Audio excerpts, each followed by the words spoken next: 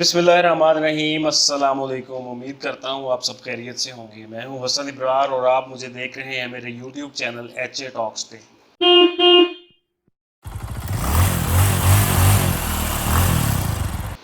नाजरीन, आज की वीडियो में हम ई कॉमर्स के हवाले से बात करेंगे। हमारे में से बहुत सारे लोग ई कॉमर्स के कॉन्सेप्ट से वाकिफ़ हैं, लेकिन जिन लोगों के लिए कॉन्सेप्ट नया है उनके लिए बताता चलूँ कि इंटरनेट के मीडियम को यूज़ करते हुए अगर हम अपनी बिज़नेस एक्टिविटीज़ को परफॉर्म करते हैं तो उसको ई कॉमर्स का नाम दिया जाता है।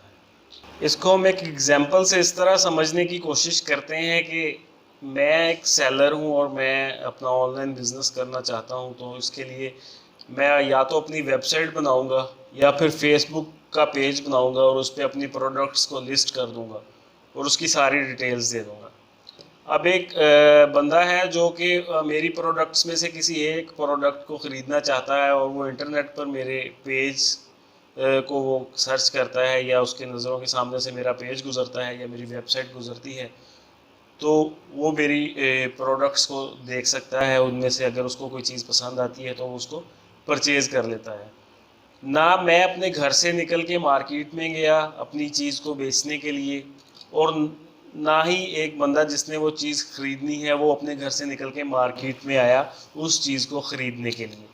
सिंपली मैंने अपनी प्रोडक्ट अपने पेज पे या अपनी वेबसाइट पे पोस्ट कर दी और उस बंदे ने वहाँ से जाके उसको परचेज़ कर लिया। तो ये सारी एक्टिविटी जो परफॉर्म हुई है ई कॉमर्स कहलाती है।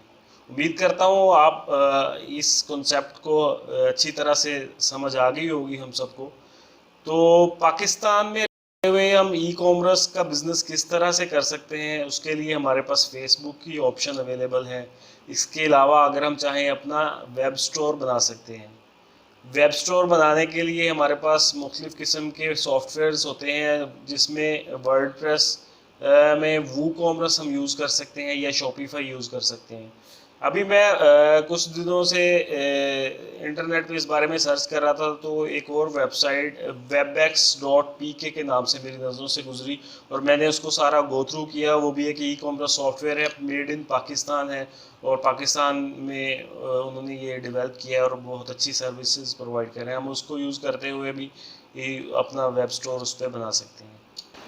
इसके अलावा तीसरी हमारे पास ऑप्शन होती है कि हम किसी मार्केट प्लेस को इस्तेमाल करते हुए अपना ऑनलाइन बिजनेस जो है वो कर सकते हैं। इसमें दराज.pk एक मार्केट प्लेस है जो बायर्स और सेलर्स के दरमियान इंटरमीडियरी का रोल अदा करता है। दराज.pk पे हम अपना सेलर अकाउंट बना के अपनी प्रोडक्ट्स को उसमें लिस्ट कर देते हैं और बायर जो है वो वहाँ पे आके हमारी प्रोडक्ट को परचेज़ करता है।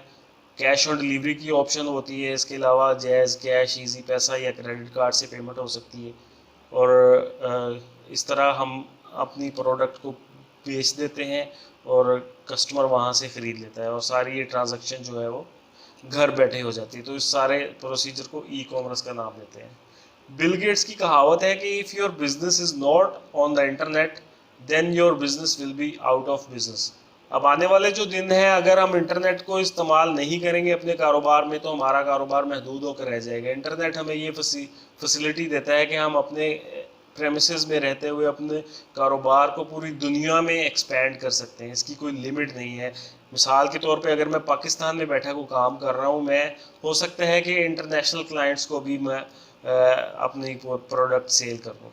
इंटरनेशनली अगर देखा जाए तो ईबे, वॉलमार्ट और अमेज़ॉन ये बड़ी बड़ी कंपनीज़ हैं जो ई कॉमर्स के स्टोर्स हैं इनके, और लोग इन पर अपनी प्रोडक्ट्स सेल करते हैं और बहुत सारा मुनाफा कमाते हैं।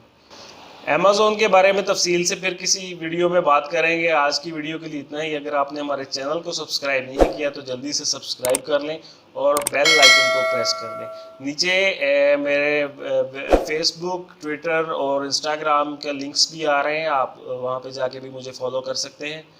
दुआ में याद रखिएगा। पाकिस्तान जिंदाबाद।